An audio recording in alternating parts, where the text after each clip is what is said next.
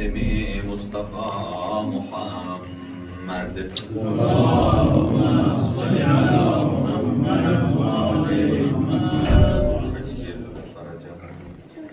وعلى أهل بيته الطيبين الطاهرين المعصومين المنتخبين المنتجبين لا سيما على بقية الله الأعظم روحي وأرواح العالمين لتراب مقدمه الفداء عجل الله تعالى فرجه الشريف وسهل الله تعالى مخرجه الشريف ولعنة الله على أعدائهم أجمعين من يومنا هذا إلى قيام يوم الدين أما بعد فقد قال الله الحكيم في كتابه المتين بسم الله الرحمن الرحيم فاسألوا أهل الذكر إن كنتم لا تعلمون صدق الله العلي العظيم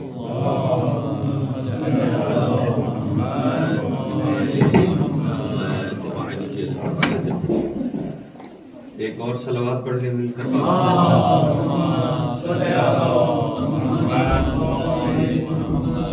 اللہ تعالیٰ کی ذات تمام مریضوں کو شفاء کلی عطا فرمائے اور جتنے مریض مومنین نے درخواست سے دعا کی ہے اللہ تعالیٰ کی ذات ان کو صحت اور تندرستی عطا فرمائے. خاص طور سے جناب ذوالفقار موسیٰ صاحب ہیں, کاظم حسین صاحب ہیں اور ایک اور مومن نے درخواست سے دعا کی ہے. اللہ تعالیٰ ہم سب کو شفا عطا فرمائے اور پریشان حال مومنین کی پریشانیوں کو دور فرمائے اور حجت خدا امام زمان اجل اللہ تعالیٰ فرجہ شریف کے ظہور میں تعجیل فرمائے.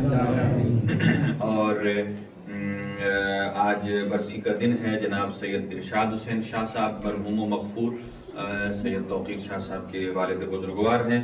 اللہ تعالیٰ کی ذات ان کے درجات عالی ہیں, متعالی فرمائے. اسی طرح ان کی والدہ ماجدہ کے گناہ معاف فرمائے اور ان دونوں مرحومین کے ایصال ثواب کے لیے سورہ مبارکہ فاتحہ. بسم اللہ الرحمن الرحیم الحمدللہ رب العالمین الرحمن الرحیم مالک یوم الدین ایاک نعبد و ایاک نستعین اہدنا الصراط المستقیم صراط الذین انعمت علیہم غیر المغضوب علیہم ولا الضالین. بسم اللہ الرحمن الرحیم قل هو اللہ احد اللہ الصمد لم یلد ولم یولد ولم یکن له کفوا احد. اللهم اجعلهم عندك في اعلى عليين واخلف على اهلهم في الغابرين وارحمهم برحمتك يا ارحم الراحمين.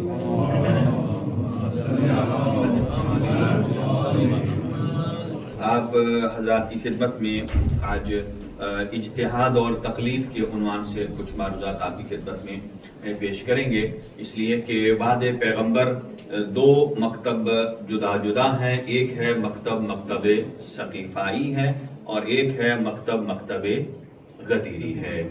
اور مکتب ثقیفائی جو ہے وہ خلفاء تک تو وہ ان کا وہی سلسلہ رہا ہے کہ جو حاکم تھا وہی فقہی مسائل بیان کرتا تھا اور وہی باقی معاملات. لیکن پھر ہمارے پانچویں امام کے پیرالل جو ہے وہ چوتھے امام کے پیرالل یہ ایک سلسلہ شروع ہوا کہ جس میں فقہ کے ائمہ کو نامینیٹ کیا گیا اور بادشاہوں کے دربار میں جو ہے وہ فقہی اعتبار سے, دینی اعتبار سے اگر کوئی مسئلہ پوچھنا ہوتا تو اس کے لیے ایک الگ سے امام ڈیفائن کیا گیا تھا. جیسے امام اعظم ابو حنیفہ ہیں جنہوں نے پانچویں اور چھٹے امام دونوں سے استفادہ کیا ہے.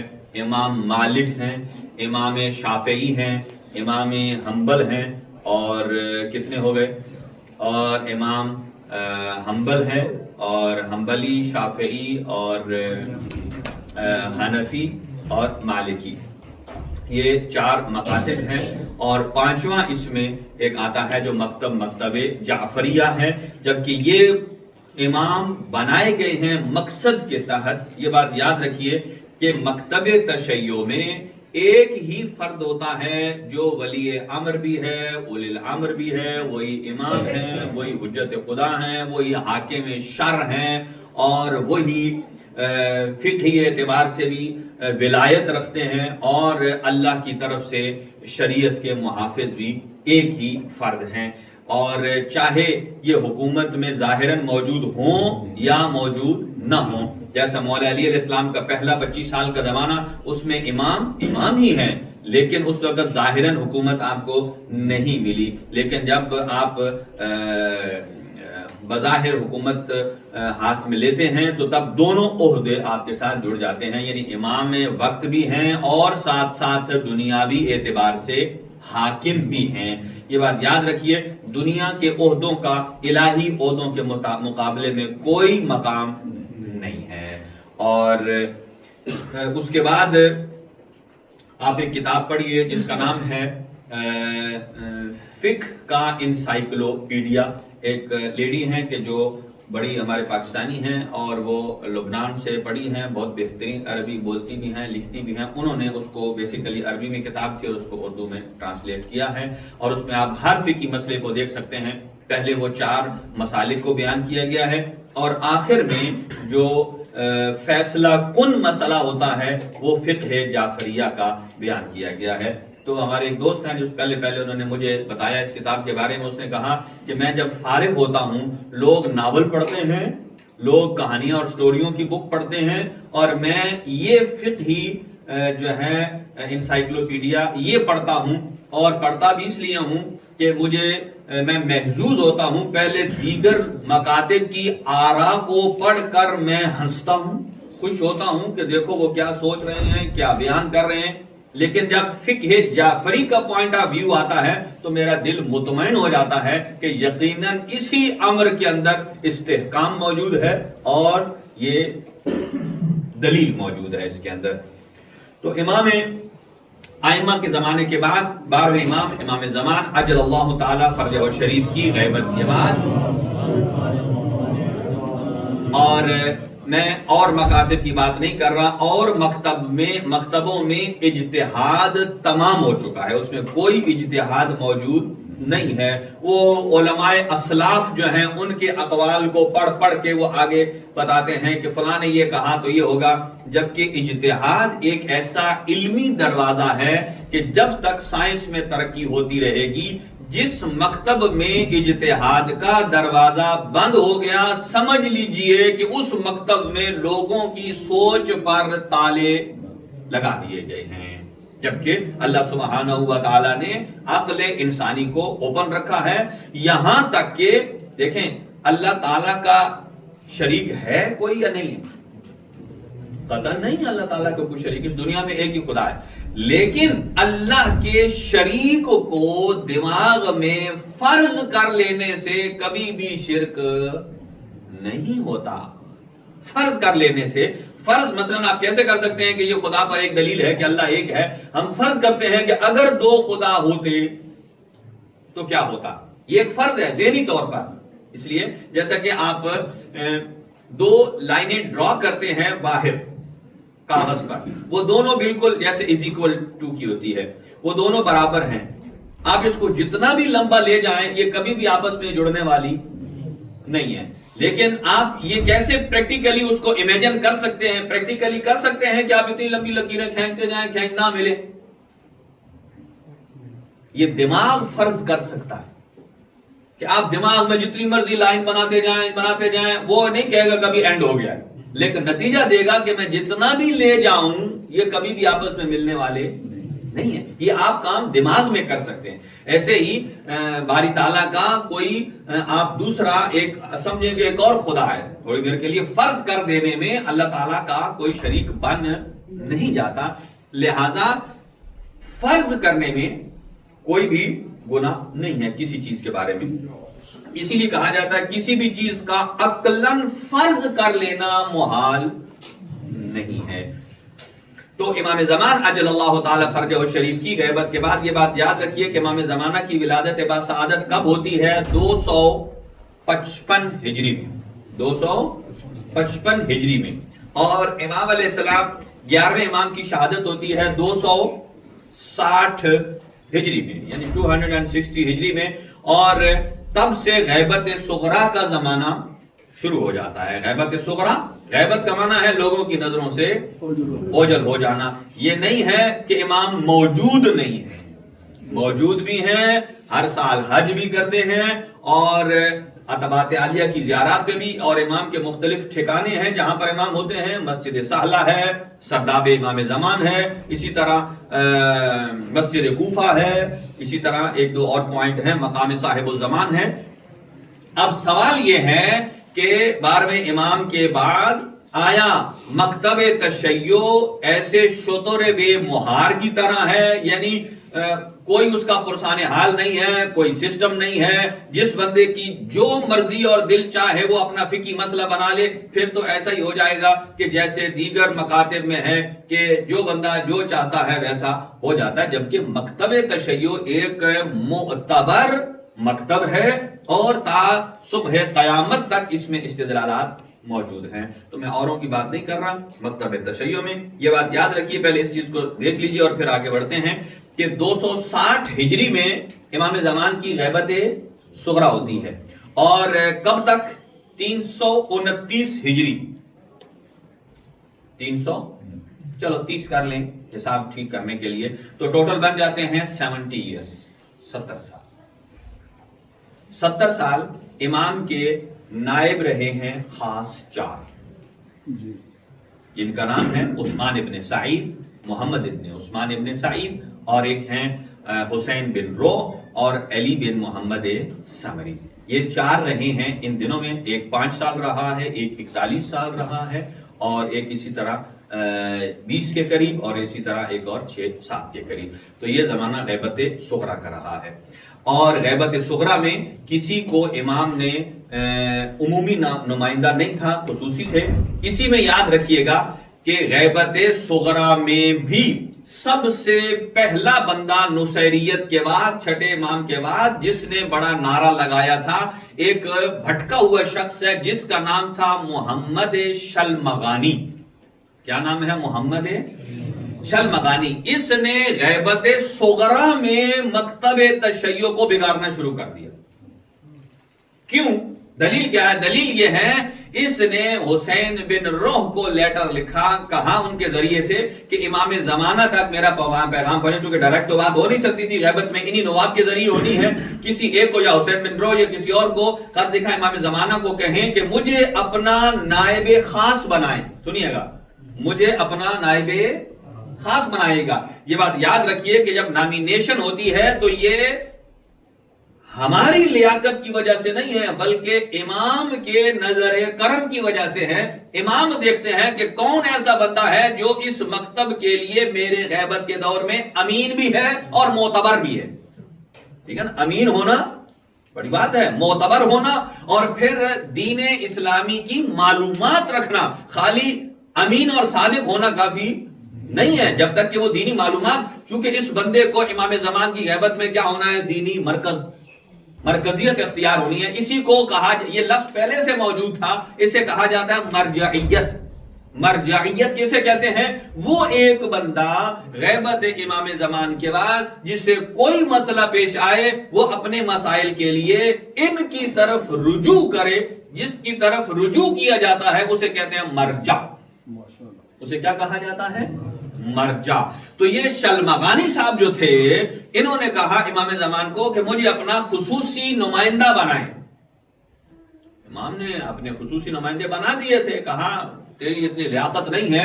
اس نے پھر 1.5 بالشت کی اپنی نئی مسجد بنا لی، نام محمد شلمغانی، اور اس نے اصلاً وجود امام زمانہ سے بھی انکار کر دیا. یاد رکھیے، یعنی ایسے مزاج بھی ہیں کہ جنہیں اہمیت نہ ملے تو اپنی نئی دکان بنا لیتے. آج بھی دیکھ لیجئے، جہاں جہاں کسی نے نئی دکان بنائی ہے، اس کا مطلب یہ ہے کہ کسی اور جگہ اس کو گھاس نہیں ڈالا گیا، یا اس کی اہمیت اس نے دیکھا ہے کہ نہیں ہے، تو اس نے اپنی دکان الگ بنا لی. تو لہٰذا اب اس نے محمد شلمغانی نے کیا کیا؟ اس نے 2 نعرے بلند کیے اور اس نے کہا کہ 2 نعرے نصیریت کے بعد کہ علی اللہ. اس نے شلمغانی، اور غیبت کبریٰ کا زمانہ نہیں ہے، غیبت صغریٰ کا زمانہ ہے. اور دوسرا کہا علی رب. اس نے کہا کہ میرا رب علی ہے اور علی اللہ ہے. العیاذ باللہ، یہ جو کھلم کھلے دو نعرے لگائے یہ، اور امام زمان اجل اللہ تعالی فرجہ الشریف کو اپنے نائب کو پیغام ملا، اور یہ پیغام ملا کہ جا کے انا بریء منہ، امام نے یہ پیغام دیا، فرمایا جو محمد شلمغانی ہے، میں صاحب العصر والزمان اس محمد شلمغانی سے بھی اظہار براءت کرتا ہوں، اس کے نظریے سے بھی براءت کرتا ہوں، اور اس کے اس عقیدے سے بھی براءت کرتا ہوں۔ آپ کا اور میرا براءت کرنا شاید کسی کو نقصان نہ پہنچائے، لیکن زمانے کا امام جب کہے میں اس سے بری و ذمہ ہوں، پھر اس کا مطلب یہ ہے نہ اس کا کہیں ٹھکانہ ہے اور نہ اس کے عقیدے کا کوئی مبنا اور ٹھکانہ ہے۔ اور پھر یہ فرمایا، آگے جولا فرمایا کہ یہ جو جہاں جہاں تبلیغات کر رہا ہے، تبلیغات کا مطلب یہ ہے کہ اس کو آگے پھیلانا۔ یہ شلمغانی صاحب اس نے بھی کوئی حلقہ یہاں باب بنا لیا تھا، وہ آپ کو پتا ہے نا کہ جو 2 نمبر آدمی ہوتا ہے چند بندے اس کے ساتھ بھی جڑ جاتے ہیں، لیکن جب وہ دیکھتے ہیں کہ اب ہمارے اوپر دائرہ تنگ ہو رہا ہے تو آہستہ آہستہ کھسکنا شروع ہو جاتے ہیں۔ تو جب بندے اس کے ساتھ ملے اور امام زمان کے جو آگے جملے تھے، اور فرمایا صرف یہ کہ انا بریء منہ نہیں کہا، فرمایا اس محمد شلمغانی کے اس عقیدے پر کہ اس نے جو خواہش کی ہے کہ مجھے اپنا نائب خاص بنایا جائے اور امام نے نہیں بنایا، اور اس نے پھر تبلیغات شروع کر دی ہیں، امام زمانہ نے فرمایا اس محمد شلمغانی کے اس عقیدے کی وجہ سے میں صاحب العصر والزمان بھی اس پر لعنت کرتا ہوں، میرا خدا بھی اس پر لعنت کرتا ہے، اور نبی مکرم کی بھی اس پر لعنت ہو، اور ملائکہ کی بھی اس پر لعنت ہو کہ جو یہ عقیدہ رکھ رہا ہے غیبت امام زمان میں کہ میرا رب اللہ ہے اور علی ہی اللہ ہے۔ لہذا امام زمان نے اس محمد شلمغانی پر غلط عقیدہ پھیلانے پر امام نے کیا کہا کہ یہ رحمت کا مستحق نہیں ہے، یہ لعنت کا مستحق ہے۔ یہ ابھی غیبت صغرا کا زمانہ ہے، لہذا ان نواب کے بعد میں ان کو پہلے بھی عرض کر چکا ہوں، ان کو بعد میں عرض کریں گے، لیکن میں جو آپ کو چیز دکھانا چاہتا ہوں اور وہ یہ ہے کہ امام زمان اجل اللہ تعالی فرجہ الشریف، یہ میں نے ایک لسٹ مرتب کی ہے، بلکہ آپ دیکھ بھی سکتے ہیں، جو آدمی لینا چاہے وہ لے بھی سکتا ہے، میں اس کو دے بھی دوں گا، بلکہ ایڈریس بھی دے دیتا ہوں اس کا، کہ غیبت امام زمان میں سے لے کر آج تک آیا، یہ جو کہتے ہیں کہ یہ مرجعیت یا مرجع جو ہے یا فقیہ یا فقاہت کا نظام جو ہے یہ 8-10 سال پرانا ہے یا 40-50 سال پرانا ہے، نہیں، آپ دیکھیے کہ امام زمانہ بلکہ چھٹے امام کے زمانے میں بھی مرجعیت امام نے اپنے شاگردوں کو دی تھی، اور یہ صرف لسٹ اس میں ہے، باقی دوسری طرف میں آتا ہوں کہ غیبت امام زمان میں کتنے افراد موجود تھے، بلکہ اب بڑا کیا میں نے اس کو، اب آپ کو میں نظر آ جائے، یہ دیکھیے، یہ ہے مرجع عظیم غیبت کبریٰ سے لے کر 1340 ہجری تک، ابھی ہے 1347 ہجری کی بات کر رہا ہوں میں، تو امام زمانہ کی غیبت کب ہوتی ہے؟ 329 ہجری میں، یہ غیبت کبریٰ ہے، یہاں تک غیبت صغریٰ رہی ہے، اس لیے کہ وہاں تک تو جو 4 نائبین رہے ہیں، یہ نائبین میں آپ کو پی ڈی ایف کی شکل میں بھیج دوں گا، آپ لے لیجئے گا، اور 329 قمری سے لے کر اس کے بعد جو پہلے مجتہد گزرے ہیں، آپ نے نام سنا ہوگا شیخ مفید کا اور شیخ صدوق کا، لیکن ان سے پہلے بھی ہیں، ذرا سنیے، یہ مشہور ہیں اور یہ منابع بہت ہی تحقیق شدہ ہیں، ابو محمد حسن ابن علی ہیں، اور ان کی شہرت ہے ابن ابی عقیل امانی کے نام سے، ان کی وفات ہوئی ہے 340 ہجری میں۔ امام کی غیبت صغریٰ کب شروع ہوئی ہے؟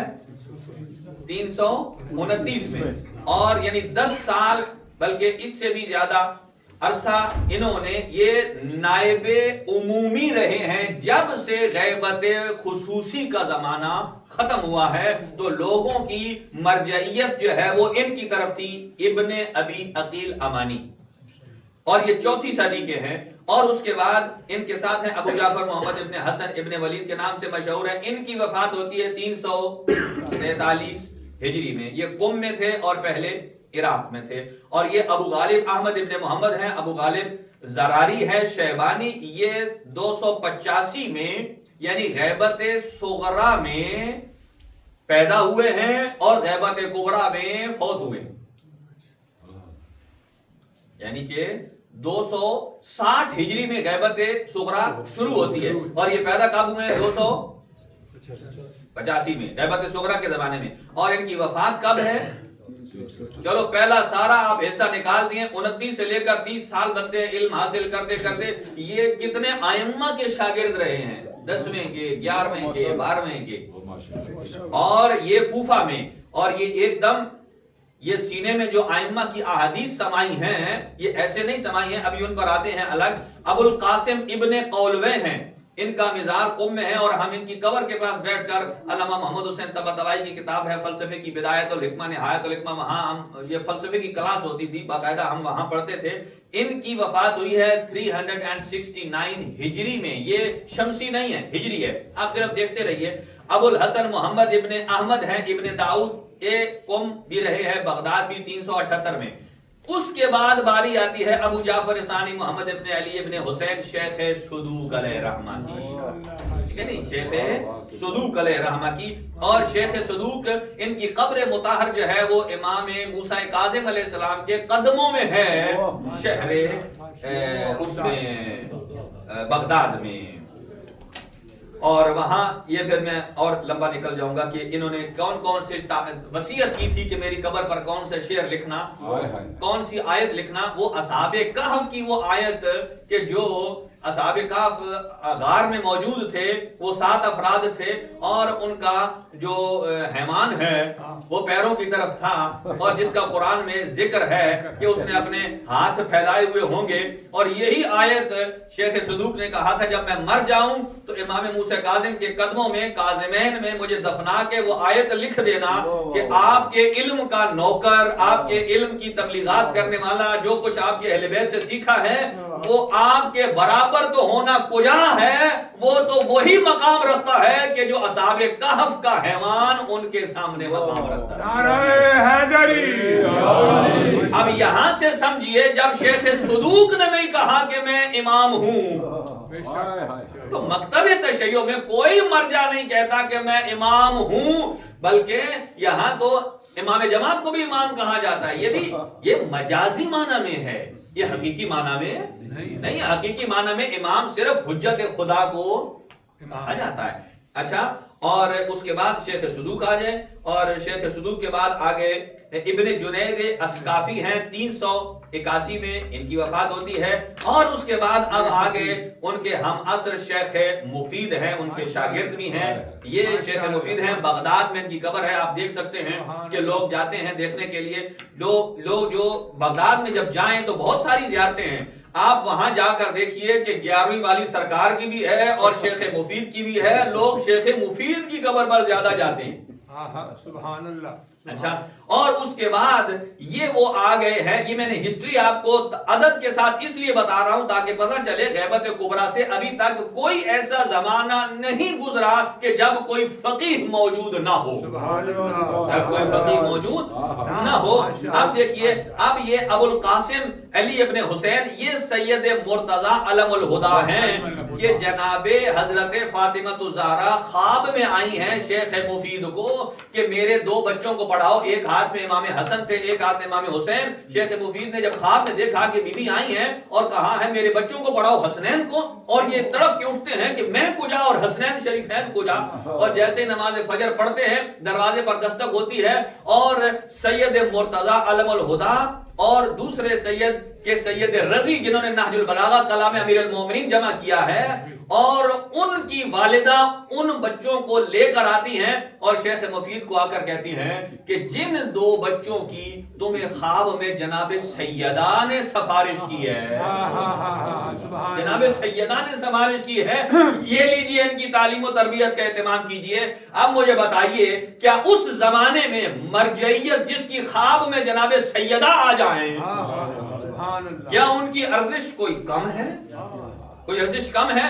اور پھر اب اندازہ لگائیے، یہ وہ زمانہ ہے 436 کا کہ جب سید مرتضی کے بھائی نے سید رضی نے امیر المومنین کے کلام کو جمع کیا ہے، माशाअल्लाह। یعنی جو ابھی نہج البلاغہ موجود ہے یہ نہیں ہے کہ کوئی بندہ کہے 50 سال پہلے مفتی جعفر حسین صاحب نے لکھ دی ہے، انہوں نے صرف ترجمہ کیا ہے۔ یہ سید مرتضیٰ، اب زمانہ دیکھ لیجئے 436 ہجری کا ہے، اور یہ تو ان کا 436 سے یوم وفات ہے۔ وفات ہوتا ہے لاسٹ ڈے زندگی کا، اور اس سے پہلے کتنا وقت گزارا ہے، اس سے پہلے انہوں نے کمپائل کیا ہے۔ اور یہ بھی کہا ہے کہ اس کا مطلب یہ نہیں ہے کہ علی کا کلام صرف وہی ہے کہ جو میں نہج البلاغہ میں لکھ رہا ہوں، یہ اتھینٹک کلام میں نے جمع کیا ہے، اور اس کا مطلب جتنا قریب زمانہ ہے اماموں کے وہ بہتر جانتے ہیں سبحان اللہ کہ اصل کیا ہے اور کلام میں نقل سبحان اللہ۔ کیا زمانہ گزرنے سے بہت سارا فاصلہ پڑ جاتا ہے بیچ میں، جیسا کہ اب ہمارے پاس، آپ کے پاس بھی اپنے شجرے موجود ہوں گے، کبھی کبھی وہ جتنے قریب ہیں آباء و اجداد کے اتنا معتبر ہے، جتنا لمبا ہوتا جائے گا رشتے پھیلتے جائیں گے، کہیں نہ کہیں کوئی نہ کوئی شکم اور ڈیفیکٹ نکلتا آئے گا۔ اچھا، اس کے بعد یہ ہے بغداد میں، اور اس کے بعد ابو صلاح تقی بن نجم ہیں، ابو صلاح حلبی ہیں، 447 میں ان کی وفات ہے، اور یہ حلب میں ہیں مقام۔ اور اب آ جائیے جو زیادہ روایات آپ دیکھتے ہیں مکتب تشیع میں، ہماری جو 4 معتبر کتابیں ہیں، من لا یحضر فقیہ ہے، استبصار ہے، اور ان میں سے ایک کتاب جو ہے وہ شیخ طوسی علیہ الرحمہ کی ہے، یہ ابو جعفر ثالث ہیں، یہ 460 میں ان کی وفات ہوتی ہے، اس سے پہلے انہوں نے وہ کتابیں لکھی ہیں۔ اندازہ لگائیے اتنا قریب ائمہ کا زمانہ، اور پھر بھی ہمارے مراجع نے یہ نہیں کہا جو کچھ میں نے اس کتاب استبصار میں لکھ دیا ہے یہی صحیح ہے، کہا ہے پھر بھی اس میں روایت کے اعتبار سے، رجال کے اعتبار سے، درایت کے اعتبار سے، متن کے اعتبار سے ریسرچ ضروری ہے۔ ابھی اجتہاد پر میں نہیں آ رہا، ابھی یہ لسٹ دیکھیں۔ اس کے بعد ہیں ابو یعلی ہیں، یہ ہیں سالار دیلمی، یہ 463 ہجری میں وفات ہوتی ہے، یہ بھی حلب میں ہیں۔ اور اس کے بعد شریف جعفری ہیں، 463 میں ہیں، اور اس کے بعد قاضی ابن براج ہیں، 481 طرابلس میں ان کا مقام ہے، اور یہ 5ویں صدی کے ہیں شمسی۔ اور اب ابو علی حسن بن محمد طوسی ہیں، ان کو مفید ثانی کہا جاتا ہے، وہ شیخ مفید نہیں، لوگ پڑھنے میں فرق کر جاتے ہیں۔ جیسے ہلی ہیں، ہلی بھی 3 ہیں، ایک ہے علامہ ہلی ہیں، ایک ہے محقق ہلی ہیں، ایک اور ہلی ہیں، لہذا وہ کون ہے کہ جو 9 سال کی عمر میں مجتہد بنے، وہ صرف علامہ ہلی ہے۔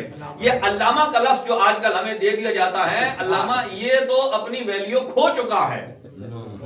علامہ کہتے ہیں اس کو کہ جس کے اندر علم بے پناہ بھرا ہوا ہے، ہمارے ہاں تو کہتے ہیں کہ جو معروف ہے وہ علامہ۔ اچھا، اس کے بعد متکلم رازی آتے ہیں، اور حسین راوندی آتے ہیں، 570 ان کی کاشان میں قبر ہے۔ یہ قطب الدین راوندی آپ نے نام سنا ہوگا، مشہور اور معتبر ہیں، یہ 511 سے 585 تک ہلہ میں ان کا مقبرہ ہے۔ اور ابو جعفر رابع ہیں، اور عماد الدین طوسی، یہ طوسی مشہدی، یہ بھی ہلہ میں ہے 585 میں۔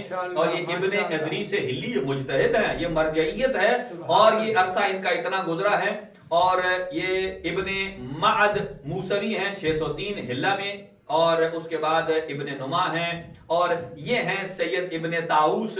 جتنے بھی آپ آج کل کہتے ہیں نا آغا صاحب ہمیں کوئی تعویذ لکھ دو، میرا بچہ روتا نہیں ہے، سوتا نہیں ہے، ٹھیک ہے جی، گڑ گڑاتا ہے، سر میں درد ہے، بخار ہے، یہ سید ابن طاؤس نے ان تمام ادعیہ کو جمع کیا ہے کہ جو ائمہ سے وارد ہوئی ہیں، اور ان کو جمع کیا ہے۔ اسی لیے تو میں کہتا ہوں سید ابن طاؤس نے، اور اس کے بعد شیخ عباس قمی نے اس کا ایک حصہ لکھا ہے مفاتیح الجنان کے اینڈ میں، ادعیہ اور تعویذ کے عنوان سے۔ ضروری نہیں ہے کہ آپ کسی اور کو کہیں، آپ بابوضو ہوں، شرط یہ ہے ایک صدقہ دیں اور خود اس کو آپ لکھیں اور اپنے اوپر تعویذ باندھیں، دیکھیں کیسے کلام اثر کرتے ہیں۔ سبحان اللہ، یہ وہ ہیں۔ اچھا، اس کے بعد ابن طاؤس، اور اس کے بعد 603، یہ 2 ہیں، دونوں کے لقب ہے، ایک ہی خاندان کے ہیں، فیملی کے ہیں۔ اور محقق ہلی آگے، یہ محقق ہلی ہیں کہ جن کی کتاب ہے شرائع الاسلام۔ اور آگے ابو زکریا یحییٰ بن سعید ابن سعید ہلی ہیں، اور ابن طاؤس ہیں، اور امیدین 681 سے 751 ہجری تک قطب الدین رازی ہیں، اور فخر المحققین ہیں، یہ 771 شمسی تک ہیں۔ اور یہ شہید اول ہیں کہ جن کی کتاب لمعہ پڑھائی جاتی ہے مدارس میں، کہ جو واقعاً انسان کو فقیہ بناتی ہے۔ یعنی اس میں صرف یہ نہیں ہے کہ آپ ایک لائن پڑھ لیں بس یہ آپ کے لیے کافی ہے، اس میں استدلال سکھایا جاتا ہے کہ کسی بھی حکم شرعی کو قرآن اور حدیث سے استنباط کرنے کے روٹس کیا ہیں، کہ کن طریقوں سے آپ چلیں گے تو یہ ثابت کر سکیں گے. اسی میں اور بہت سارے لکھے ہوئے ہیں، اور ان کا ابھی آگے آ جاتے ہیں. اور شہید اول ہیں، اور آگے آغا حائری ہیں، اور ابن شہید اول ہیں، فاضل مقداد ہیں، اور ابن فہد ہلی ہیں 841 ہجری تک. اور یہ بدر الدین حسن ابن جعفر اعرج حسینی ہیں، جبل عامل میں ہیں. اور جزائری شیخ الاسلام ہیں، 997 ہجری میں وفات ہوتی ہے آپ کی. عاملی اور عاملی شامی ہیں، عاملی میسی ہیں، محقق کے کرکی ہیں جسے محقق ثانی کہا جاتا ہے، اور فقہاء ان کے قول کو بڑی اہمیت دیتے ہیں. اور یہ شہید ثانی ہیں. ایک شہید ثالث ہے جن کا مزار کہاں ہے جی؟ ہندوستان میں ہے. شہید ثالث ہیں تشیع کے، اور ان کا مزاج کہاں ہے، مقام؟ ہاں جی. اور یہ روایت جو ہے شہید ثانی کے بارے میں اور یا شہید ثالث کے بارے میں ہے کہ جب بادشاہ وقت نے دیکھا، دیکھیں ہمارے مراجع نے کتنی مشکلات کو جھیلا ہے، اس کے باوجود ان کے قلم میں تزلزل نہیں آیا، کسی بادشاہ نے ان کے قلم کو نہیں خریدا. اور جیسے ابھی آپ نے دیکھا ہے کہ بہت سارے مقامات پر، خاص طور پر بھی کسی جگہ کہا گیا ہے کہ جتنے بھی امام مسجد ہیں ان کو جو ہے وہ گورنمنٹ کی طرف سے ہاں جی کتنے ملیں گے، اب وہ وہی پڑھیں گے نا جو وہ ہیں. لیکن بڑے بڑے مہاراجے جب سے بات ہو رہی تھی، ایک زمانے میں کسی نے عراق میں کہا تھا، حوزہ علمیہ نجف تھا، کہ جب کہا تھا کہ فلاں فلاں نے کہا ہم حکومت کی طرف سے یہ جو طلاب ہیں یہ جو قسم پرسی کی حالت میں گزار رہے ہوتے ہیں، جیسا کہ لاسٹ ویک اناؤنس ہوا، ایک پارا چنار کے طالب علم ہیں کہ جن کا لیور ٹرانسپلانٹ ہونا ہے، اور ہم نے اناؤنس کیا، اور ماشاءاللہ مومنین نے بہت ہی اچھی تعداد میں ان کی خدمت کی ہے. اور یہ بھی ایک صدقہ جاریہ، ایک طالب علم ہے، اور اللہ سبحانہ و تعالیٰ اس کے صدقے میں آپ کی مشکلات کو دور فرمائے، اور جتنے مومنین نے تعاون فرمایا اللہ اس کو اس کے بدلے میں زیادہ عطا فرمائے، اور اللہ اس طالب علم کو صحت اور تندرستی عطا فرمائے. اور ان کے قلم میں حرکت نہیں. بڑے بڑے مراجع نے تب کہا کہ ہم حکومت سے بالکل بھلے طالب علم قسم پرسی کی حالت میں رہیں. دیکھیں یہ جو علم دین کو اجتہاد اور یہ مرجعیت اور وہ جو علوم کو حاصل کرنا ہے، وہ صوفوں پر بیٹھ کر کبھی بھی کوئی حاصل نہیں کر سکتا. وہ صوفوں پہ اچھی لگژری زندگی گزار کے تو وہ صرف کیا 4 گھنٹے 5 گھنٹے 6 گھنٹے پڑھ سکتا ہے، لیکن مراجع تو ان کا اوڑھنا بچھونا کتابیں ہیں. آپ نے دیکھا ہے ابقات ابن سعد ہمارے جو ہندوستان کے رائٹر ہیں، انہوں نے غدیر کے لیے ایک ایک روایت کو، آج کل تو ہمارے پاس ویکیپیڈیا ہے، یہ جو ایڈریس میں آپ کو دے رہا ہوں یہ میری کمپائل کردہ نہیں ہے، یہ آپ ویکیپیڈیا پہ چلے جائیں. ویکیپیڈیا اتنا بہترین سورس ہے، اگرچہ ابھی ایلن ماسک ایک اور یوز کرنے والا ہے، وہ کہتا ہے وہ ڈیٹا اس سے کھینچے گا، لیکن اس پر کوئی اعتبار نہیں ہے. یہ بڑی معتبر ایتھینٹک جو ہے وہ سورس ہیں. اور عرض کر رہا تھا کہ شہید ثانی جب ان کو کہا گیا فلاں معاملے میں آپ اپنا فیصلہ بدلیں، انہوں نے کہا بھائی میں علی کے راستے سے تو نہیں ہٹ سکتا، علی کا راستہ ائمہ کا راستہ. اب ہوا کیا، اس بادشاہ وقت نے کیا کیا، ان کو سزا دی جائے. کیا سزا دی جائے سنیے گا، کیا آپ اور ہم یہ سزا ہمارے سامنے تجویز ہو جائے تو ہم پہلے ہی تسلیم ہو جائیں، نہیں بھائی جو کرنا ہے کر لو. پھر ہمارا ایمان کیسا، سنیے، وہ 2 اونٹ لیے گئے. کیا 2 اونٹ، اور ان کے ایک پیر کو رسی ڈال کر ایک اونٹ سے باندھا، اور دوسرے پیر کو رسی باندھ کر دوسرے اونٹ کے ساتھ، اور دونوں کو مخالف سمت میں. یہ مرجع کی زندگی، کیا مرجعیت کا نتیجہ یہ ہے جی. اور پھر سنیے گا، جب ایسا ہونا لگا نا تو بڑے مطمئن تھے. دیکھیں یہ علم کتنا اطمینان دیتا ہے آدمی کو. ایک ہوتا ہے معلومات کو جمع کر لینا، ایک ہوتا ہے عقیدہ بنانا. اب جتنی معلومات چیٹ جی پی ٹی کے پاس ہے اتنی آپ کے اور میرے پاس نہیں ہے توحید کے بارے میں. معلومات کا اس کا مطلب کیا ہے، چیٹ جی پی ٹی جو ہے وہ بہت بڑا مسلمان ہے اور موحد ہے نہیں. جملے رٹ لینا، معلومات جمع کر لینا توحید نہیں ہے، جب تک کہ وہ ایمان انسان کے اندر راسخ نہ ہو. اب جیسے ہی یہ سزا دینے لگے، اتنے مطمئن تھے، تو انہوں نے دائیں بائیں دیکھا تو وہ بندہ جو رسی باندھ رہا تھا اس سے پوچھا کیا ڈھونڈ رہے ہیں. क्या ढूंढ रहे हैं? कहा मैं कोई चीज ढूंढ रहा हूं, तो दूर कोई बर्तन होता, पहले तो मिट्टी के बर्तन होते थे, तो वो जब कोई जैसा कि बड़ा बर्तन टूटे ना मिट्टी का, तो उसका एक टुकड़ा पड़ा था, उसे ठीकरी बोलते हैं, हाँ, बेशक। है? वो उसने कहा वो जरा मुझे पकड़ाना। वो जब लिया, उस ठीकरी पर उन्होंने पता नहीं क्या लिखा, क्या लिखा, लिख कर उसे, जैसे हम वो टास्क नहीं करते, एतमाद की मंजिल देखी। इस कैफियत में भी हम होते तो कहते यार तकिया कर लो, हम कहते हैं जो इस्लाम में। हाँ जी, और उन्होंने ठीकरी के ऊपर फेंका और इतने मुतमईन थे, और जब वो ठीकरी नीचे आई, उन्होंने जब उठा के देखा तो बैकग्राउंड पर लिखा हुआ था। क्या लिखा हुआ था? जवाब था इन कुंत अब्दी फस्तबिर, अगर तू मेरा बंदा है तो सब्र कर। सुभान अल्लाह। अगर तू मेरा बंदा है तो सब्र कर। उस वक्त भी कैफियत देखिए क्या हुआ, नतीजा।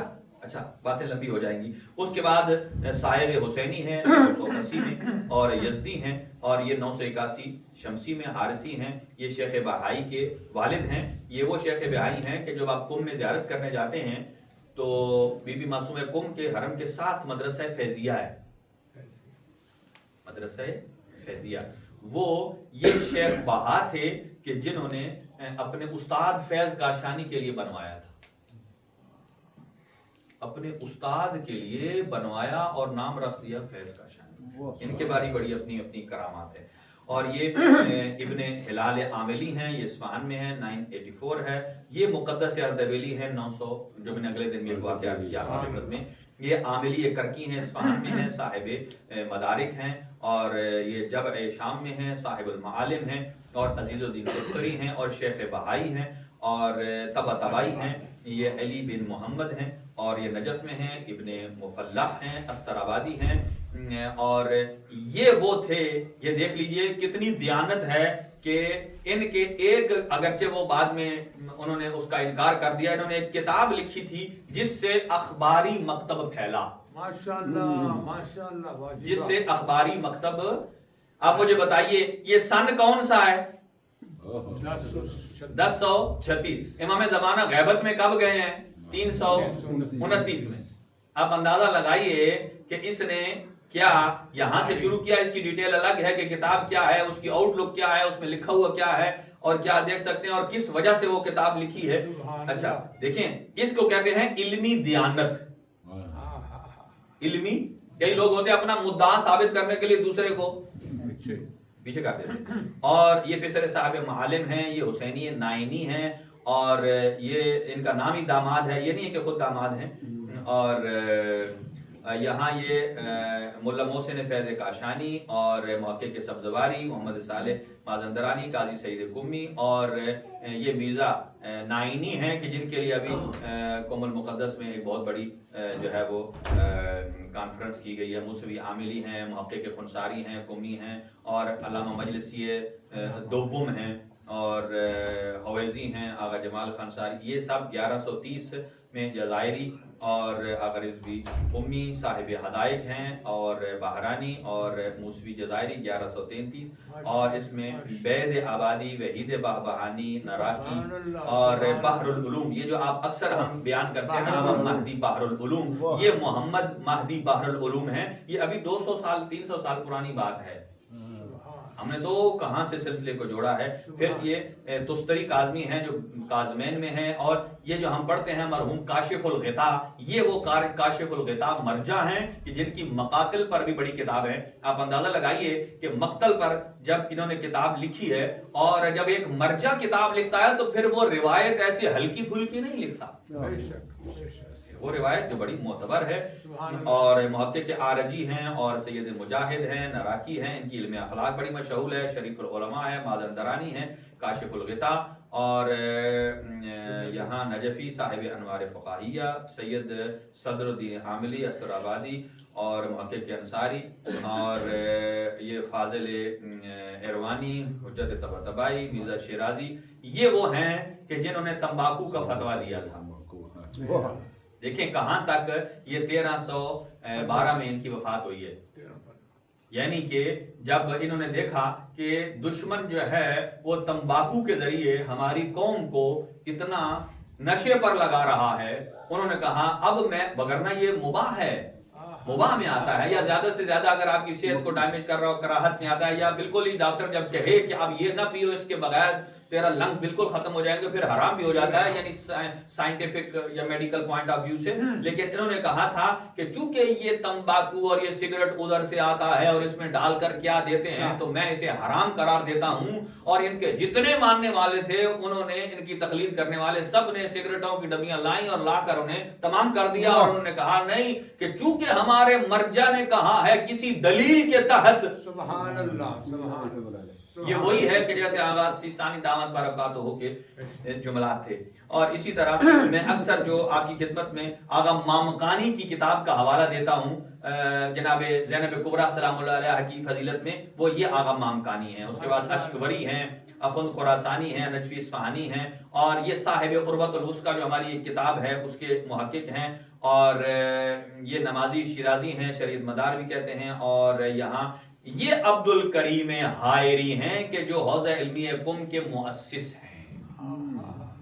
حوزہ علمیہ قم کے، اس سے پہلے نجف اشرف کا حوزہ ہوتا تھا اور انہوں نے اس کو آ کر دوبارہ 4 چاند لگا دیے. پہلے تھوڑے تھوڑے پیمانے پر ہوتا تھا، اور ان کا مزاج جو ہے بی بی معصومہ قم سلام اللہ علیہ کے حرم کے اندر ہی موجود ہے.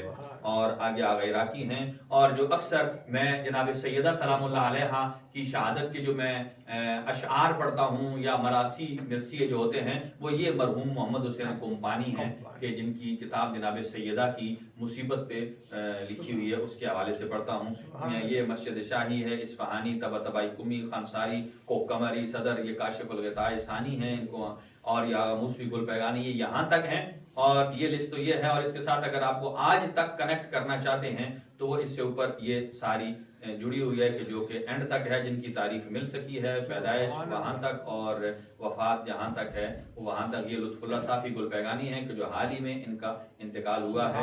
اور یہ حسین وحید خراسانی ہیں، یہ سید محمد صادق روحانی ہیں، یہ ان کا یہ ہے. اور یہ حسین نوری حمدانی ہیں، محمد علی الوی گرگانی جو ابھی فوت ہوئے ہیں، یا ناصر مکارم شیرازی جو زندہ ہیں. یہ سید موسوی شبیری ہیں کہ جو کہ بی بی فاطمہ معصومہ قم سلام اللہ علیہ کے حرم میں نماز پڑھاتے ہیں.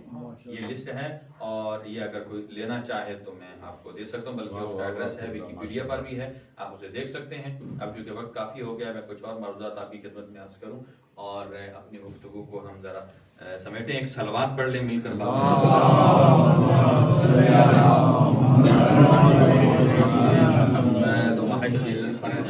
ایک اور صلوات.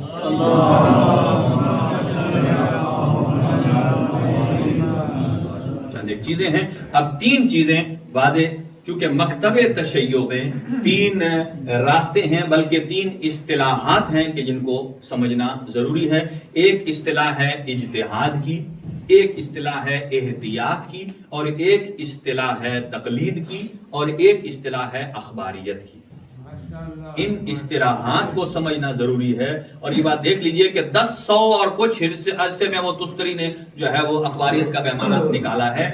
اور یہ اخباریت جو ہے یہ ایک نظریہ نکلا ہے کہ ہم نے صرف اور صرف روایت کو لینا ہے. اور یہ یہاں سے نکلا ہے کہ 12ویں امام نے فرمایا ہے کہ غیبت امام زمانہ میں فرجعوا الی روات حدیثنا، کہ آپ ہمارے احادیث کے راویوں کی طرف رجوع کریں. اور انہوں نے کہا جو بھی روایت ہے راوی کو چھوڑ کر روایت کی رجوع کی طرف آ گئے ہیں.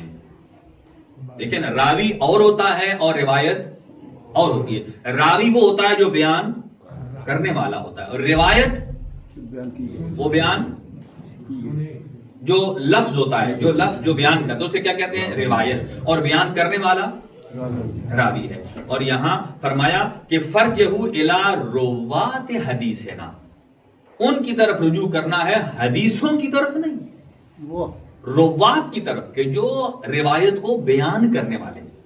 اس لیے کہ خاموش حدیث تو نہیں بولتی، خاموش حدیث تو تحقیق بھی نہیں کرتی. جو روایت کرنے والا ہوتا ہے وہ روایت بھی اس کی لی جاتی ہے کہ جو علم الرجال سے بھی واقف ہو اور درایت سے بھی واقف ہو, اس کی عقل بھی عقل سلیم ہو. مثلا میں آپ کو بتاؤں, ایک روایت میں مثلا آ جائے کہ میں نے دیکھا, میں جب سفر کر رہا تھا تو میں نے 12 بجے گاڑی کی لائٹیں آن کر دی, اندھیرا تھا, میں نے گاڑی کی لائٹیں آن کر دی 12 بجے. اب روایت یہ بتاتی ہے مثلا 12 بجے لائٹیں آن ہو گئی. اب کب آن ہوئی؟ 12 AM ہے یا PM ہے تو 12 نا. کب آن کی؟ کوئی کہے گا دن میں چلا لیے, موسم خراب تھا, کوئی کہے گا رات میں چلا لیے. اب یہاں سینس کیا کہتی ہے؟ نہیں, عقل بھی تو کوئی چیز ہے نا, دخالت دیتی ہے کہ بالآخر جب لائٹوں کی باری آئی ہے, اس کا مطلب یہ ہے کہ یہ وہ دن کا موسم نہیں ہے, یہ ماحول رات کا ہے. یعنی اس حد تک یہ درایت, جسے کہتے ہیں سینس, یہ روایت کو سمجھنے میں بھی یہ. اب بہت ساری اور روایتیں ہیں, مثلا نبی پاک نے وہ میدان احد سے جو یہ روایت بیان کر رہا ہوں, مثلا جنہوں نے فرار اختیار کیا, ٹھیک ہے نا, وہ اتنے تیز نکل گئے اپنے گھر سے بھی آگے نکل گئے. اب اس کو تو آپ تو سن کے نعرہ لگا دیتے ہیں, لیکن کبھی آپ نے سوچا اس میں درایت کیا ہے؟ کیوں وہ تیزی سے بھاگا, کیوں گھر سے آگے نکلا؟ ان بٹوین اگر وہ کہے نبی نے یہ فرمایا, ان بٹوین آپ کہیں نبی نے یہ فرمایا, بھائی صحابی بھی ہے, سب کچھ ٹھیک ہے, کیا آپ اس ماحول میں لیں گے بھائی جسے اپنا گھر راستے میں بھول گیا ہے؟ دیکھو نا, یہ اپنا گھر راستے میں بھول گیا, وہ آپ کو صحیح بات بتائیں گے. ان اصطلاحات کو سمجھنا ضروری ہے. میں جلدی سے عرض کر دیتا ہوں کہ تقلید کیا ہے. تقلید کی جو آسان تعریف ہے وہ یہ ہے, کسی ایسے سے رہنمائی لینا جو راستہ جانتا ہو.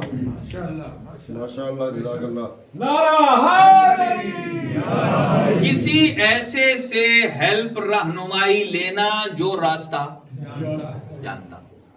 اب یہاں دیکھیے, آپ کے موبائل میں ایک ایپ نہیں ہوگی جو سارے کام کرتی ہے. ہر کام کی ایپ, راستہ دیکھنے کی الگ, بلڈ پریشر چیک کرنے کی بینک والی, کیلکولیٹر الگ, سب کچھ ٹھیک ہے. لیکن آپ نے جس قسم کی رہنمائی چاہیے ہوتی ہے آپ اس طرف جاتے ہیں, آپ اسے رہنمائی لیتے ہیں, ٹھیک ہے, وہ آپ کو سیدھی جگہ پہنچا دیتا ہے. اسی کا نام ہے اس ٹائم میں جی پی ایس مشتہد ہے. ہاں, کوئی چیز بھی ہو سکتی ہے.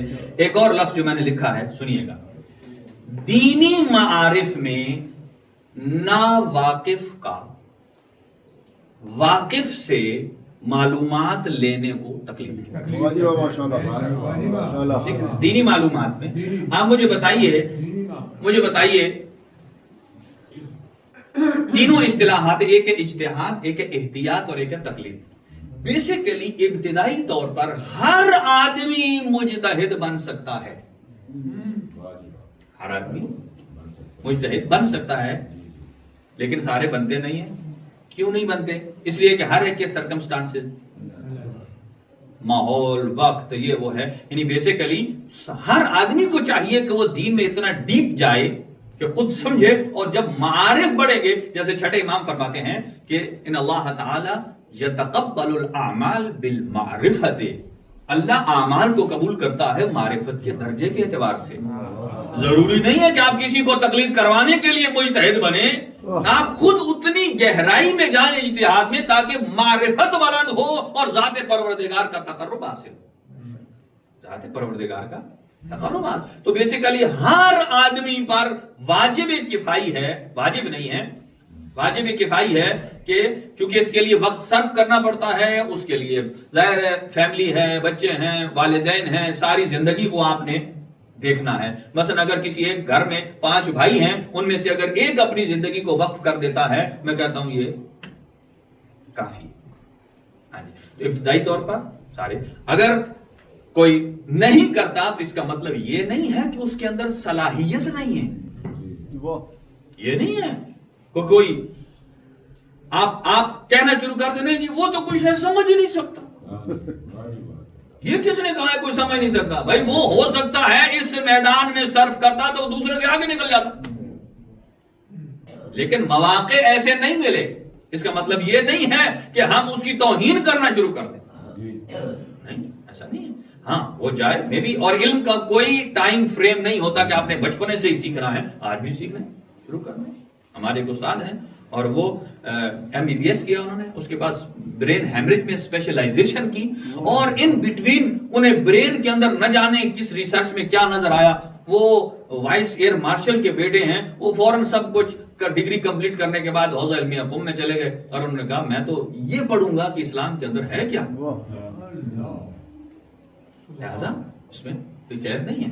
اور اس کے بعد ہے کہ تقلید جو ہے اس کا نہ تو کوئی پیری مریدی والا رشتہ ہے، مرشد والا، اور نہ کوئی بیعت والا۔ یہ بات یاد رکھیے، لوگوں نے گڑمڑ کر دیا ہے اپنے مکاتب کو ٹھیک کرنے کے لیے، بیعت صرف امام کی ہوتی ہے، دیکھیں، اور امام کی تقلید اس عنوان سے نہیں ہوتی جیسا کہ ہم ایک مرجع سے یا کسی عالم سے تقلید کرتے ہیں۔ امام کی بیعت کا مطلب یہ ہے کہ امام کے سامنے ہم نے اپنے نفس کو، جان کو، مال کو، بلکہ یہاں تک اپنی سوچ اور فکر کو امام کے لیے بیچ دیا، بیچ دیا ہے۔ اس کا مطلب یہ ہے کہ پھر تو ہم مرجع سے دلیل پوچھ سکتے ہیں، مثلا آپ نے یہ فتویٰ ہے، اس کی دلیل کیا ہے، جیسے کہ مراجع کی کتابیں بھی ہیں ان کو آپ دیکھ سکتے ہیں، لیکن امام فرمایا یہ کرو، اور ہم میں جرأت ہے، مولا آپ نے یہ کیوں فرمایا، مجھے پہلے ایکسپلین کریں ذرا۔ نہیں، کیوں؟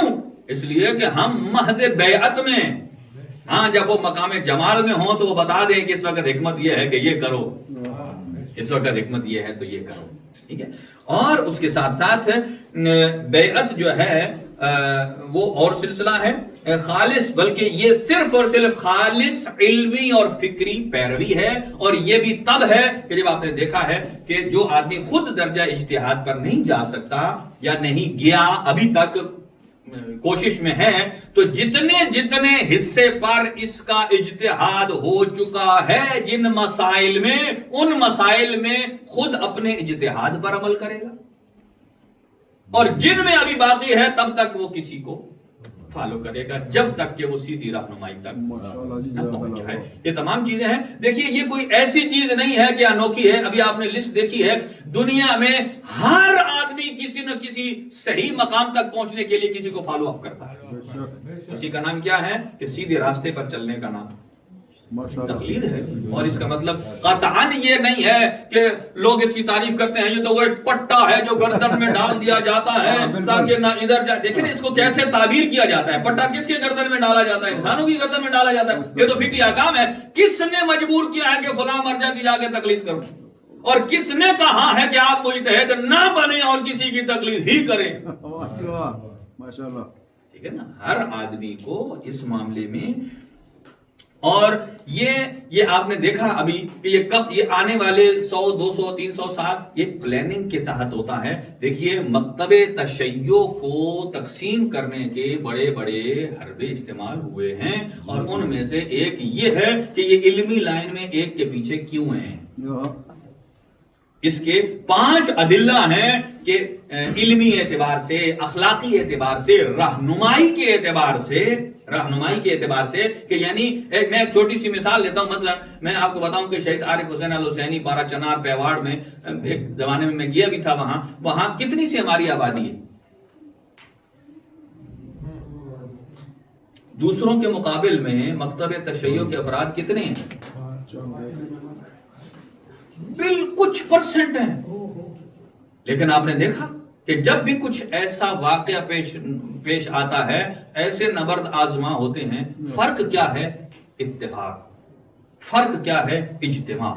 فرق کیا ہے کہ وہاں شہید عارف حسین الحسینی جیسے کی شخصیت کا خون دفن ہے، اور جنہوں نے پاکستان میں اتنی محنت کی تھی۔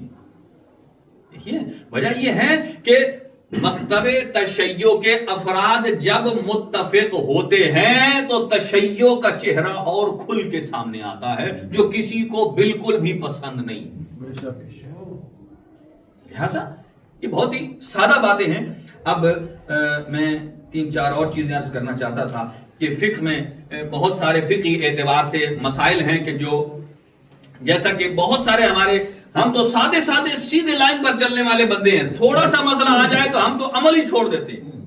دیکھیں ہر معاملے میں ایک حکم اختیاری ہوتا ہے اور ایک حکم اضطراری ہوتا ہے. اختیاری, اضطراری یعنی آپ نارمل حالات میں ہیں تو فقہ پر کیسے عمل کریں, اور اگر آپ کے اوپر کوئی حالات تبدیل ہو چکے ہیں, مشکل پیش آ چکی ہے, اس اضطرار ایمرجنسی کی کیفیت میں آپ کیسے عمل کریں کہ واجب بھی ترک نہ ہو اور وظیفہ شرعی سے بھی آپ بری الذمہ ہو جائیں.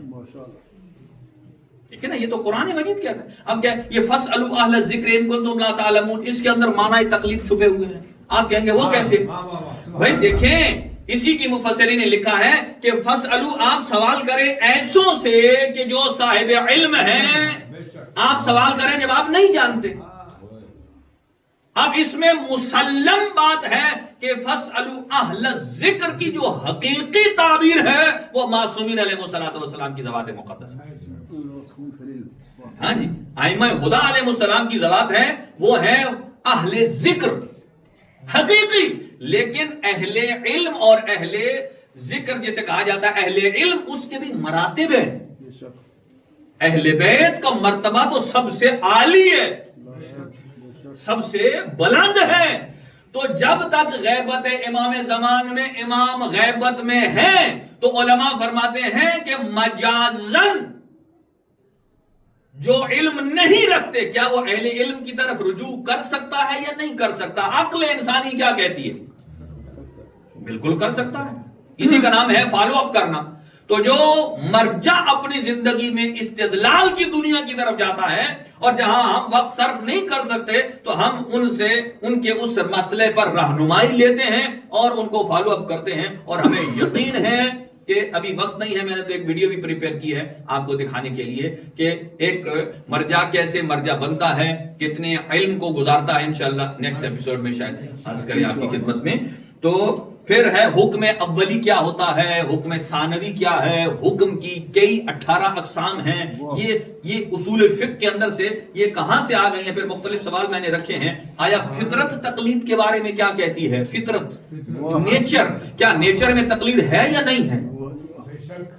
کیسے آپ یہی دیکھیں کہ جب کسی بطخ کا بچہ پیدا ہوتا ہے کتنے اپنی ماں کے پیچھے پیچھے چلتے ہیں جب تک کہ وہ قوی نہیں ہو جاتے. یہ فطرت میں ہے, یہ نیچر میں ہے کہ جسے نہیں آتا کچھ معلوم کرے. آپ اندازہ لگائیں, آپ یہاں سے کہیں چلے جائیں, آپ کا وائی فائی بند ہو جائے, نیویگیشن بند ہو جائے, تو اب دیکھیں آپ کے اندر سانس کیسے اوپر نیچے آتی ہے. آپ کہیں گے کاش کوئی ادھر رک کے مجھے سیدھا راستہ بتا دے. ہیں جی, آپ جس کی طرف دیکھیں وہ تیزی سے گزر جائے, کیونکہ یہاں تو ماحول نہیں ہے. ہیں جی, جس کی طرف دیکھیں تیزی سے گزر جائے, اور ایک بندہ اٹک جائے. اوکے بھائی جی کیا تلاش کر رہے ہیں؟ آپ کا شکر ہے آپ آ گئے ہو, میں راستہ پوچھ رہا تھا یہاں کا. جب وہ بتا دے تو یہ اللہ کا شکر بھی کرے گا اور یہ ساتھ ساتھ کہے گا اے اللہ تو نے تو یہ بندہ فرشتہ بنا کر مجھے بھیجا, حالانکہ اسی راستے پر عمل کر رہا ہے. جب اپنا مطلب آئے تو جس کو فالو کرنا ہے اسے فرشتہ بھی بنا لیتا ہے, اور جب دین لینے کی بات آئے تو وہاں تقلید کو بدعت بھی کہنا شروع کر دیتا ہے. اس کا مطلب یہ ہے کہ یہ فقہی میدان میں صرف تقلید کے بدعت کے نعرے کیوں لگتے ہیں؟ اس کا مطلب سمجھیں اس کے بیہائنڈ کچھ اور مقاصد موجود ہیں. ٹھیک ہے نا جی. یہاں اور پھر کیا عقل انسانی انسان کی رہبر ہے یا نہیں ہے؟ یقیناً رہبر انسانی. اور پھر میں نے یہاں اور بہت سارے لکھے ہیں کہ کیا اجتہاد کا دروازہ اگر بند ہو جائے تو آج کل فار ایگزامپل کسی کو اچھا نہیں لگتا تو اجتہاد کو کلوز کر دے. تھوڑی دیر کے بعد سوچیں اگر اجتہاد کلوز ہو گیا تو کل کیا ہوگا. یعنی کل مثلا جو نئی نئی تحقیقات ریسرچیں آ رہی ہیں ان کا اپنا فقہی مسئلہ کہاں سے لیں گے؟ اجتہاد کا دروازہ کھلا ہونا دلیل ہے کہ علم ابھی زندہ ہے، سانسیں لے رہا ہے، فکر جامد نہیں ہوئی ہے. ٹھیک ہے، تو کیا آج جھوٹی احادیث کا بازار ختم ہو گیا ہے یا ابھی جاری و ساری ہے؟ اس کا مطلب یہ ہے جب تک جھوٹی احادیث، من گھڑت احادیث کا بازار اور یہ گرم ہے اور جاری ہے، تب تک اجتہاد کا ہونا ضروری ہے تاکہ یہ بتائے کہ یہ اصلی ہے اور یہ جاری ہے. ٹھیک ہے نا جی. اور اگرچہ اس راستے میں اور پھر یہ ہے کہ ہم اپنے گھر میں مجتہد کرتا کیا ہے وہ کام جو ہم اپنے گھر میں ہر روز کرتے ہیں. ہم بھی اپنے بچوں کو سبق سناتے دیتے ہیں نا، تربیت دیتے ہیں. سنیے گا، ہمارے جو ایشین ماحول کے والدین ہوتے ہیں نا، وہ اپنے بچوں کو تربیت کیسے کرتے ہیں سنیے گا. وہ یہ نہیں کرتے میرے بیٹا یہ کام کرو اس میں آپ کا فائدہ ہے، یہ کر لو اس میں فائدہ. وہ کیا کہیں گے؟ نا یہ والا نہیں کرنا. ٹھیک ہے، وہ منع کرنے پر زیادہ زور ہے. ٹھیک ہے، اور سیدھے سیدھے بتانے پہ کم ہے. اچھا، یہ میں کوئی نیگیٹو نہیں بیان کر رہا، یہ بھی اچھا کام ہے. اچھا، یہ کیوں زور دیتے ہیں سنیے گا، یہ کیوں کہتے ہیں یہ نہیں کرنا بیٹا، مثلا بائیں ہاتھ سے نہیں کھانا، جوتے اتار کے ادھر نہیں جانا، یہ نہیں والا کام کیوں کرواتے ہیں؟ کیوں؟ سنیے گا، اس لیے کہ یہ اس میں ایک چھوٹا اجتہاد چھپا ہوا ہے. وہ کیسے؟ اجتہاد میں یہ جو لوگ کہتے ہیں اتنا ہے تو پھر مرجعیت فتاوی میں اختلاف کیوں ہے؟ بھئی اختلاف نہیں ہے. دیکھیے، عمومی جو کلی قاعدہ ہے اس میں کوئی اختلاف نہیں ہے، لیکن اگر آپ سچویشن کو دیکھیں گے تو ایک ہی مرجع کی ڈیفرنٹ سچویشن پر ڈیفرنٹ اوپینین ہے، اور یہ عقل انسانی بتاتی ہے، معصومین نے بتایا ہے. ایک آدمی جب تک ٹھیک ہے یا شوگر ڈیڈ ہو رہی ہے، میں نے پہلے بھی مثال دی ہے، تو شوگر کھانا واجب ہو جاتی ہے، بھلے وہ ایک ہی مرجع کا فالوور ہو، اور اگر وہ بہت زیادہ ہو جائے تو وہی حرام ہو جاتی ہے. سچویشن فلکچویٹ کرتی ہے. تو یہ کیوں کرتے ہیں کہ نہیں والا کام؟ اصل میں مرجع کا کام یہ ہوتا ہے کہ وہ اپنے آپ کو بھی پہلے، یہ نہیں ہے کہ دوسروں کا کوئی ٹھیکہ اٹھا رکھا ہے، اپنے آپ کو بھی دفع ضرر کرے، اپنے آپ کو بھی ضرر سے بچانا، نقصان سے بچانا، یہ مرجع کا کام کیا ہے؟ نقصان سے بچانا. اب ہم اپنے بچوں کو نہیں والا کام کیوں کرتے ہیں؟ اس لیے ہم دیکھتے ہیں کہ صحیح باتیں تو کہیں نہ کہیں سے پتہ چل ہی جانی ہے. مولانا صاحب بتا دیں گے، کتاب پڑھیں گے، امی بتا دے گی، بھائی بتا دیں گے، مجلس سنیں گے، پتہ چل جائے گی. یہ نہیں والے پر زور دیتے ہیں. والدین کو زیادہ خطرہ ہوتا ہے کہ ادھر میرا بیٹا جائے گا تو نقصان ہوگا، تو باپ کے اندر جو چھپی ہوئی اجتہادی قوت اور جراثیم ہے وہ کہتا ہے میں اپنے بیٹے کو اس نقصان اور ضرر سے بچاؤں، بھلے سیدھے راستے پر جائے یا نہ جائے، حرام میں مبتلا نہ ہو، نقصان میں نہ جائے، خطرے میں نہ داخل ہو. تو یہ اجتہاد کا کام کیا ہے؟ اجتہاد کا کام کیا ہے کہ مثلا ایک کمرے میں ایک سانپ ہے، آپ نے نماز پڑھنی ہے، کس کونے میں پڑھیں؟ یہ ایک ایگزامپل ہے، کس سے پڑھیں گے؟ اس میں پڑھیں. وہ آپ نے ٹھیک کہا، جسے پتہ چل گیا کہ اس کمرے میں سانپ ہے، ہم تو وہ کہتے ہیں چھوڑ نماز کو، اب کدھر آئی نماز. ٹھیک ہے، یہ شرعی وظیفہ نہیں ہے. ٹھیک ہے نا جی.